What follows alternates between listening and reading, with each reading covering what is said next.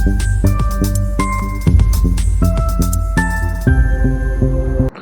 விவாஸ், எல்லாரும் எப்படி இருக்கீங்க?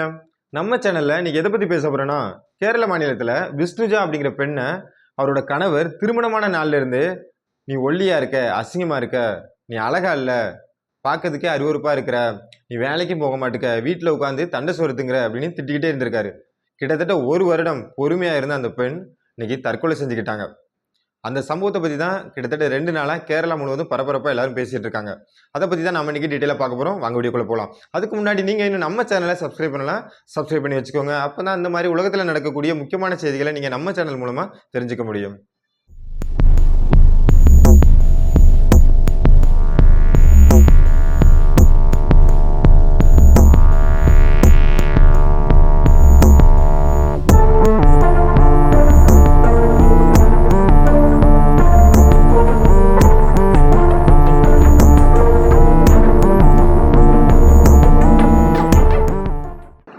கேரள மாநிலம் எலக்கூர் பகுதியை சேர்ந்தவர் பிரவீன். இவருக்கு வயது 32. மஞ்சரி மெடிக்கல் காலேஜ் ஹாஸ்பிட்டலில் இவர் செவிலியர், அதாவது நர்ஸாக வேலை பார்த்துட்டு வராரு. இவர் வந்து பார்த்தீங்கன்னா ஒரு கவர்மெண்ட் எம்ப்ளாயி. கேரள மாநிலம் மலப்புரம் பகுதியை சேர்ந்தவங்க விஷ்ணுஜா. இவங்களுக்கு வயசு 26. இந்த 2 பேருக்கும் அதாவது பார்த்தீங்கன்னா அரேஞ்ச் மேரேஜ் தான். 2023 மே மாதம் திருமணம் நடக்குது. அதாவது திருமணத்துக்கு முன்னாடியே பிரவீன் வந்து நிறைய கண்டிஷன்லாம் போட்டிருக்காரு. அதாவது பொண்ணு பார்க்க ஆரம்பிக்கும் போதே, அதாவது பொண்ணு வந்து ரொம்ப அழகா இருக்கணும், ஒல்லியா இருக்கக்கூடாது, கொஞ்சம் புஷ்டியா, கொஞ்சம் குண்டா இருக்கணும். சேம் டைம் பார்த்தீங்கன்னா அவங்க வந்து பார்த்தீங்கன்னா ஒரு கவர்மெண்ட் எக்ஸாம், எப்படியாவது கவர்மெண்ட் எக்ஸாமுக்கு எழுதி ஒரு கவர்மெண்ட் வேலையை வாங்கிடணும். அதே மாதிரி நான் வந்து கவர்மெண்ட் ஹாஸ்பிட்டல் ஒர்க் பண்ணுறேன், அதனால எனக்கு வந்து டவுரி வரதட்சணை வந்து அதிகமாக வேணும், இந்த மாதிரி நிறைய கண்டிஷன்லாம் வச்சிருக்காரு. ஸோ இந்த கண்டிஷன்லாம் பார்த்துட்டு அதாவது விஷ்ணுஜா அவங்க வீட்லேயுமே சரி நம்ம பொண்ணு அழகாக தானே இருக்கிறா, ஒல்லியாக இருக்கிறா, பட் ஆஃப்டர் மேரேஜ் வந்து இன்னும் கொஞ்சம் குண்டாயிருவா, ஸோ நீங்கள் கேட்குற வரதட்சணையை நாங்கள் கொடுக்குறோம் அப்படின்னு சொல்லி ஓகே பண்ணியிருக்காங்க. ஸோ 2023 மே மாதம் திருமணம் நடந்திருக்கு. 2 வீட்டோட சம்மதத்தோட இந்த மேரேஜ் நடந்தாலும் பிரவீனுக்கு வந்து பார்த்தீங்கன்னா அந்த மேரேஜில் வந்து கொஞ்சம் விருப்பம் இல்லாமல் தான் இருந்திருக்கு. ஸோ திருமணமான நாள்ல இருந்து விஷ்ணுஜாவை பிரவீன் வந்து அடிச்சிருக்காரு, திட்டிருக்காரு.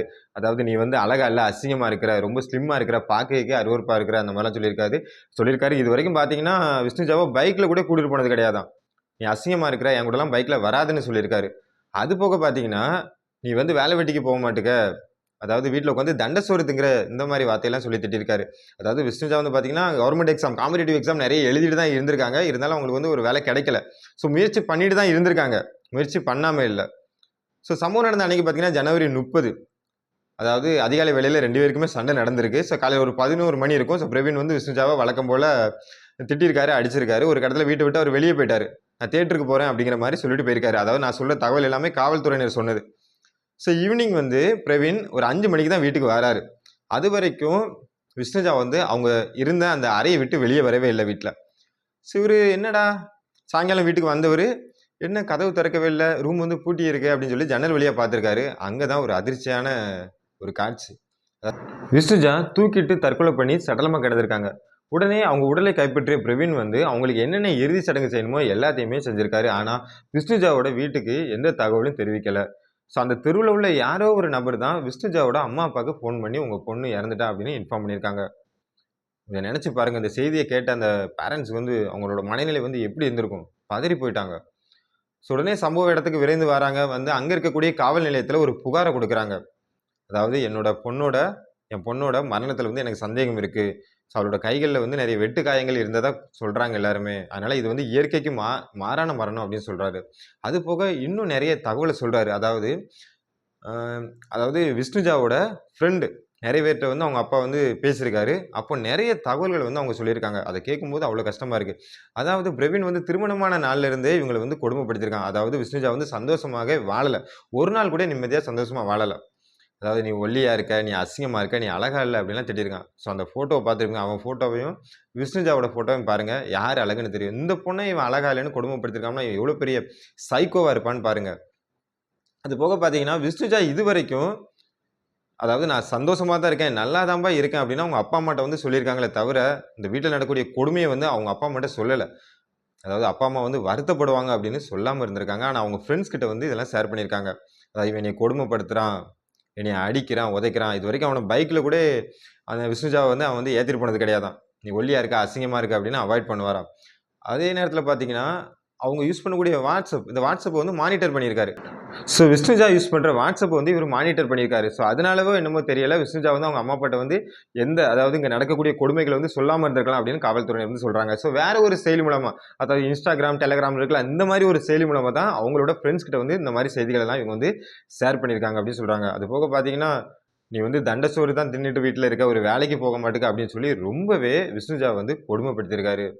விஷ்ணுஜாவோட அப்பா என்ன சொல்றாருன்னா, என் பொண்ணு வந்து தற்கொலை பண்ணக்கூடிய பொண்ணே கிடையாது. அவ வந்து இந்த மாதிரிலாம் யோசிக்க மாட்டா. அவ வந்து எந்த ஒரு பிரச்சனை வந்தாலும் அதை ஃபேஸ் பண்ணக்கூடியவா, தைரியமா சமாளிச்சிருவா, எல்லாருக்கும் அட்வைஸ் பண்ணக்கூடியவா. அதனால அவ வந்து சூசைட் பண்றதுக்கான வாய்ப்பே கிடையாது. ஸோ அவளோட கணவர் தான், அதாவது பிரவீன் தான் அவரை அடிச்சு துன்புறுத்தி இந்த மாதிரி தூக்குல தொங்க விட்டுருக்காரு அப்படின்னு ஒரு புகாரை கொடுத்திருக்காரு. அது போக என்னன்னா, பிரவீனுக்கு வந்து வேற ஒரு பொண்ணு கூட லிங்க் இருந்திருக்கு அப்படிங்கிற விஷயத்தையும் சொல்லியிருக்காரு. ஸோ அந்த பொண்ணு கூட இவர் வாழறதுக்கு ஆசைப்பட்டு தான் என் பொண்ணை வந்து கொன்னுட்டாரு அப்படின்னு ஒரு புகாரை வந்து முன்னாடி வச்சிருக்காரு. கேரள காவல்துறையினர் பிரவீனை வந்து இப்போ கைது செஞ்சுட்டாங்க. கைது செய்து விசாரணை நடத்திட்டு இருக்காங்க. ஸோ விசாரணையில் முதல் கட்ட நடவடிக்கை என்ன தெரியுதுன்னா, பிரவீன் வந்து ஒரு சைக்கோவான். அதாவது வீட்டில் ஒரு மாதிரி இருப்பானா, வெளியில ஒரு மாதிரி இருப்பானா. மக்களே இந்த கண்ணத்தை பொறுத்த வரைக்கும், ஸோ அதாவது பிரவீன் வந்து பார்த்தீங்கன்னா, அந்த பொண்ணை அழகா இல்லை, அசிங்கமாக இருக்க, ஒல்லியா இருக்குன்னு திட்டிருக்காரு. அதாவது அழகு அப்படிங்கிறது வந்து பார்த்தீங்கன்னா, முகத்தில் இல்லை, மனசில் இருக்கு. உண்மையாகவே அந்த பொண்ணு வந்து ரொம்ப நல்ல பொண்ணு. ஏன்னா அவங்க வீட்டில் நடந்த கஷ்டத்தை கூட அவங்க அப்பா அம்மாட்ட கூட சொல்லாமல் மறைச்சிருக்காங்க பாருங்க. அதாவது அப்பா அம்மா வந்து கஷ்டப்படுவாங்க அப்படின்ட்டு. அதுபோக பார்த்தீங்கன்னா, அதாவது மாப்பிள்ளை பார்க்கும்போது, மாப்பிள்ளை வந்து கவர்மெண்ட் வேலையில இருக்கான் அப்படிங்கிறத மட்டும் பார்க்கக்கூடாது. அதாவது அவனோட நன்னடத்தை, அதாவது அவனோட நடத்தை எப்படி இருக்கு அப்படிங்கிறதையும் யோசிச்சு பார்க்கணும். சரி, கவர்மெண்ட் வேலை பார்க்குறான், ஸோ தன்னோட பொண்ணு வந்து நல்லா இருப்பா, நல்லா பார்த்துப்பான்னு நினைக்கிறது வந்து தவறான விஷயம்.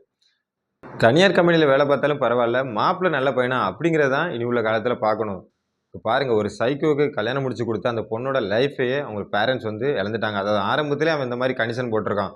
அதாவது ஒல்லியா இருக்கக்கூடாது, குண்டா இருக்கணும், அழகா இருக்கணும், வரதட்சணை வேணும்னு. அப்பவுமே இவங்க அப்பா, அம்மா வந்து கொஞ்சம் உஷாரா இருந்திருக்கலாம். பட் கவர்மெண்ட்ல வேலை பார்க்கான் அப்படின்னு சொல்லி, இப்போ இந்த பொண்ணோட வாழ்க்கையே நாசமா போச்சு. அடுத்து பார்த்தீங்கன்னா, விஷ்ணுஜா வந்து ஒரு படித்த பெண் தான். அதாவது அவங்க காம்படிட்டிவ் எக்ஸாம்லாம் நெறைய எழுதிட்டு தான் இருந்திருக்காங்க. கவர்மெண்ட் வேலைக்கு முயற்சி பண்ணிட்டு தான் இருந்திருக்காங்க. ரொம்ப போல்டான பொண்ணு தான். அப்படி இருக்கும்போது அவங்க ஏன் இந்த பிரச்சனையெல்லாம் அவங்க அம்மா அப்பாட்ட வந்து சொல்லல? அதாவது கல்யாணமான நாள்ல இருந்து அவன் வந்து அடிச்சு துன்புறுத்தி சித்திரவதை பண்ணியிருக்கான். அத வந்து அவங்க அம்மா அப்பாட்ட சொல்லியிருக்கலாமே. அதாவது அம்மா அப்பா வந்து கஷ்டப்படுவாங்க அப்படின்னு தான் சொல்லாம இருந்திருக்காங்க. பட் இப்போ அவங்க சூசைட் பண்ணிக்கிட்டாங்க. இப்போ அவங்க அம்மா அப்பா லைஃப் லாங் கஷ்டப்படுற மாரி அவங்க பண்ணிட்டு போயிட்டாங்க. அவங்க படிச்ச பெண் தானே. வீட்ல சொல்லியிருக்கலாம். அத விட்டு வெளிய வந்திருக்கலாம். இந்த மேரேஜ் லைஃபே எனக்கு வேணான்னு சொல்லி டைவர்ஸ் பண்ணிட்டு வெளிய வந்திருக்கலாம். பட் இந்த மாரி முடிவு வந்து எதுக்கு எடுத்தாங்கன்னு தெரியல. பட் இனிமேல் இந்த மாரி யாரும் முடிவை எடுக்காதீங்க. மக்களே, இந்த கருத்தை பொறுத்தவரைக்கும் உங்களோட கருத்து என்ன? கமெண்ட் செக்ஷன்ல சொல்லுங்க. ஓகே வியூவர்ஸ், நாம இன்னைக்கு நம்ம வீடியோ எண்டுக்கு வந்துட்டோம். நெக்ஸ்ட் இதே மாரி வேற ஒரு டாபிக்ல நான் உங்களை மீட் பண்ணேன். Take care. பாய்.